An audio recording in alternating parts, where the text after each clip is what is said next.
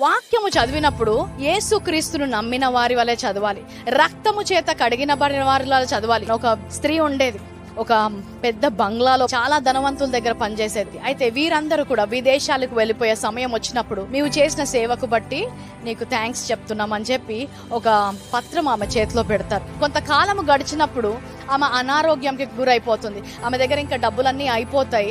ఆమె ఏం చేయలేని పరిస్థితిలో ఉంటది. ఒక అబ్బాయి లోపలికి వస్తాడు. వచ్చి ఆమె స్థితిని చూసి చాలా జాలి పడతాడు. అప్పుడు అది తీసుకొని ఆయన చదవడం మొదలుపెట్టి ఆయన చాలా ఆశ్చర్యపోతాడు. ఆమెతో అంటాడు, ఏంటి నీకు చాలా ఆస్తి ఉంది కదా, నీకు కావాల్సినవన్నీ కూడా నువ్వు చనిపోయేంత వరకు నీకేమి కావాల్సినవి అవన్నీ సమకూర్చి దాని గురించి రాసి ఇదిలో పెట్టి వెళ్ళారు అంటాడు.